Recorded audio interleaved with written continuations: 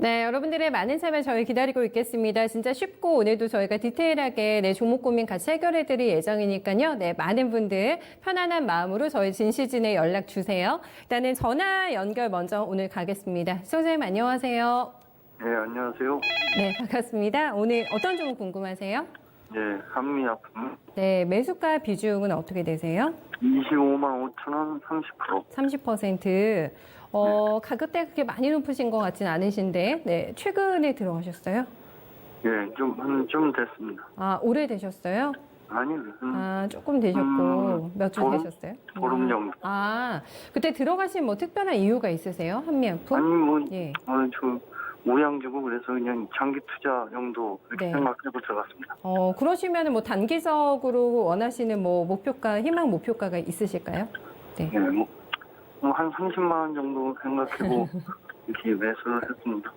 30만 원이면은 어색이 꽤 나실 것 같은데요. 네, 일단 저희가 가능성 있는지 봐드리고 더 궁금한 점은 어떤 점이세요? 또 있으세요? 궁금한 점은 뭐 오량주니까 그냥 네. 뭐 믿고서 이렇게 옛날에는 뭐 40만 원도 넘고 넘게 맞아요. 갔던 네. 주시니까 30만 원 넘게 이렇게 기다리면 가겠죠 뭐 네. 그런 생각보다 이렇게 네. 얘기했습니다. 내 종목이 이름값을 해주겠지. 네, 30만 원 정도를 그래도 가볍게 얘기해 주셔가지고, 네, 목표가 저희 달성 가능한지 한번 체크해봐 드릴게요. 청자님 기다려주세요. 네네. 네, 한미약품이 최근에 너무 조금 답답하죠. 네, 박스권의 형태를 그리고 있고요. 오늘은 24만 3,500원에 네, 종가 형성이 되면서 약간의 네, 손실권의 매매 진행이 되고 있습니다.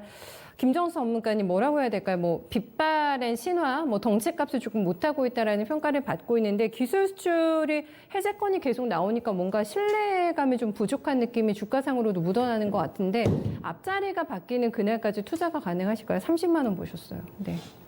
지금은 가격으로 이 주식에 대한 기준 투자 포인트를 잡기는 어려울 것 같고요. 그 생각을 좀 한번 해봐야 될 것 같습니다. 우리가 4월달 이후 시장을 완전히 주도했던 게 삼성 바이오로직스, 셀트리온, 그다음에 셀트리온 헬스케어, 제넥신, 알테오젠 이런 바이오제약 주식들하고 뭐 시젠 같은 진단키트 관련된 주식들이 어마어마한 시세가 터졌는데 네. 불구하고 바이오제약이 시장의 주도주가 됐는데도 불구하고 한미약품이 왜 주도주가 못 됐느냐? 왜 바이오제약에서 이 한미약품이 시장 수익률조차도 왜 따라오지 못했느냐? 바이오제약의 큰 수익을 못 따랐다 하더라도 그러니까 한참 못 미쳐 있었다는 얘기잖아요. 그 얘기는 뭐냐면 한미약품은 바이오제약 섹터로 우리가 제약주로 분류하는 건 맞지만 뭔가 좀 중요한 게 사라졌기 때문에 투자가들에게 관심을 못 받고 있는 거다라고 보는 게 합리적인 거죠. 그러니까 이 주식이 싸다라고 생각을 하는 게 아니라 바이오제약이 이 데넬리가 나온 기간 동안에 소외를 받고 있는 문제가 도대체 뭘까? 그리고 그 무엇 때문에 시장 수익률조차도 따라오지 못할 정도로 저조할까? 네. 이런 식으로 접근을 하는 게 합리적이다 이거죠. 우리가 이 기업에 대해서 접근을 한다면. 그러니까 바이오 제약이 있어서 많이 낙폭가들 때문에 매수해야겠구나. 이런 거는 이제 1차원적인 생각인 거고 도대체 무슨 이유 때문에 다른 바이오 제약이 이 대시세가 터지는 구간에서 소외받고 하다못해 시장 수익률조차도 따라오지 못할까. 도대체 무엇이 문제이기 때문에. 이게 단순히 기술 이전과 관련된 이 해지와 관련된 신뢰의 상실이라고 보기에는 뭔가 좀 다른 포인트가 있지 않을까? 이런 걸 한번 고민해 봐야 된다는 얘기죠. 주식 투자 하시는 분들은. 그리고 장기 투자하게 되면 더더욱 이런 고민을 많이 해봐야 되는 겁니다.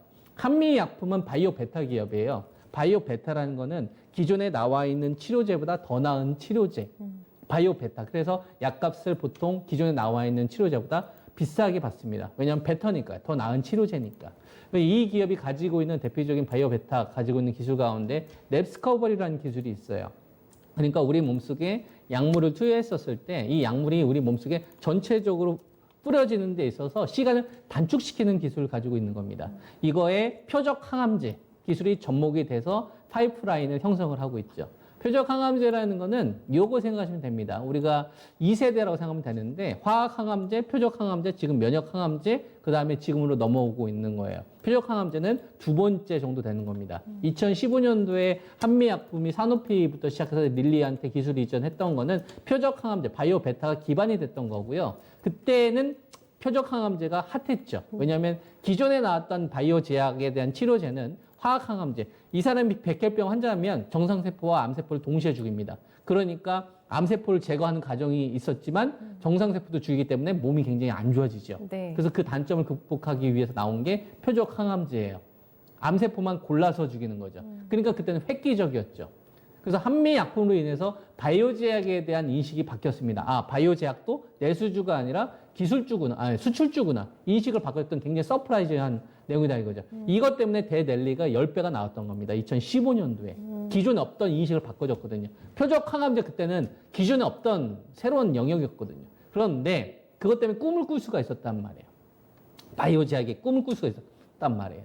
야, 이거면, 그러면 암세포만 골라서 죽이면 응용할 수 있거나 번질 수 있는 게 얼마나 많습니까? 그런데 문제가 생긴 거죠. 표적 항암제가 가지고 있는 문제점이 드러난 거예요. 어떤 문제점? 암세포를 분명히 제거를 했는데, 그 암세포가 재발되더라 이겁니다. 정상세포처럼 위장하더라 이거예요. 그래서 암세포가 분명히 치료가 됐는데 암이 재발되는 경우가 생기잖아요. 네. 그러니까 표적 항암제가 가지고 있었던 문제점이 드러난 거고 이 임상 실험을 진행하는 과정 속에서 산업회의와 계약을 맺었던 거 가운데 야 이런 식으로 되게 되면 이거 개발해봤자 임상 3사까지 가봤자 효과가 없잖아. 해지하자. 그리고 임상 실험 진행하는 그 과정 속에서 한미약품보다 더 나은 치료제가 먼저 임상 실험이 진행이 된 거예요. 그러면 한미약품이 진행했던 이 표적 항암제와 관련된 이런 연구들이 성과들이 이게 설사 성공한다고 하더라도 경쟁업체한테 안 되겠다라는 판단이 되니까 해지가 되는 겁니다. 그러니까 계약 해지에 따른 신뢰 상실이 문제가 아니라 유행이 바뀐 거예요. 트렌드가 바뀐 거예요. 그래서 2016년도 이 기업이 이제 무너지기 시작을 하면서 그리고 나서 이 바톤 터치를 신라젠이 2016년도부터 해가지고 2017년도 중반부터 확 끌어올리기 시작을 했던 겁니다. 병역요법, 면역항암제라는 새로운 기술을 가지고서 바이오제약이 가지고 있었던 표적항암제의 문제점이 암세포가 정상세포처럼 위장하는 게 문제였구나. 네. 그러면 그거를 면역항암제, 즉 신분적 검사하는 거를 바꿔보자. 그리고 기존에 나와 있는 치료제에다가 하나 더 넣어보자. 그러면서 혁신 시정으로 진행되면서 그 당시 이제 바이오메드나 실내젠 같은 기업들이 이 시세가 나타난 거거든요. 그러다가 작년도에 면역항암제나 병의 임상실험을 진행했던 실내젠이 데이터 조작을 하면서 면역항암제 가지고 있었던 기업들이 문제점이 또 드러났던 거예요. 그런 식으로 하면서 작년도에 바이오제약이 그 어려웠던 광경이 나왔던 거고 이걸 도대체 어떻게 해결할래? 요게 올해 2월 달에 키스톤 심포지엄에 있었던 거고요. 그래서 그럼 면역항암제나 병행 임상실험을 확률 높일 수 있는 방법은 근본적인 걸 찾아보자 해서 DNA, 그 다음에 RNA 쪽으로 연구를 하고 있었는데 코로나 사태가 딱 터진 거예요.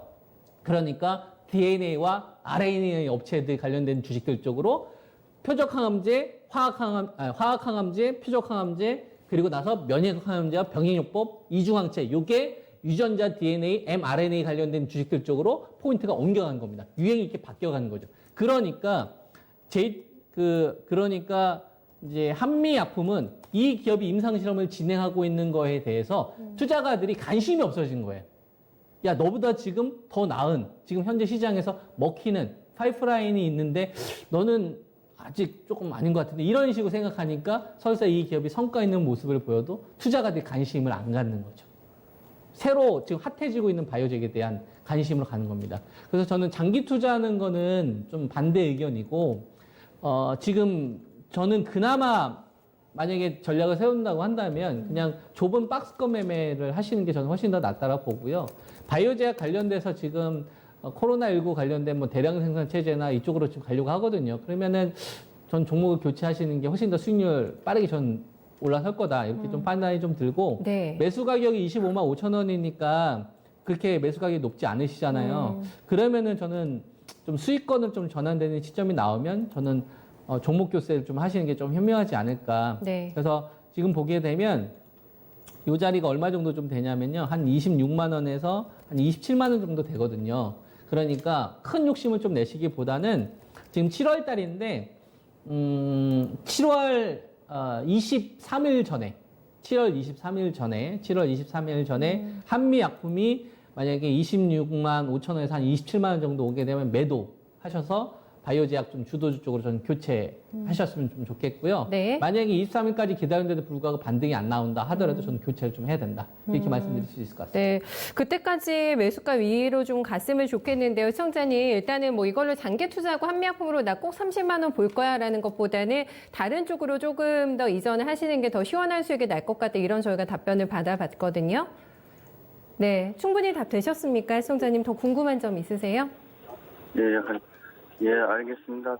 네. 30만 원까지 안 가고 한 네, 27만 원 그 정도 선에서 맞아요. 매수가 위에 오면은 무조건 나오시는 걸로. 네. 그리고 네. 이제 더 투자할 수 있는 그런 트렌디한 종목에 대한 힌트도 방금 주셨잖아요. 김정 전문가님께서요. 네, 그거 참고하셔가지고 뉴페이스도 한번 찾아보시는 것도 재미있으실 것 같아요, 선생님. 예, 감사합니다. 네, 한미약품 봤습니다. 저희 게시판에 행복 잘 살고 님께서도 한미약품 가지고 계시다고 자꾸 내려서 걱정이라고 눈물 표시 남겨주셨는데 함께 내일 진단 참고해 보시면은 또 좋은 답 찾으실 수 있으실 것 같습니다. 두 분 다 힘내세요.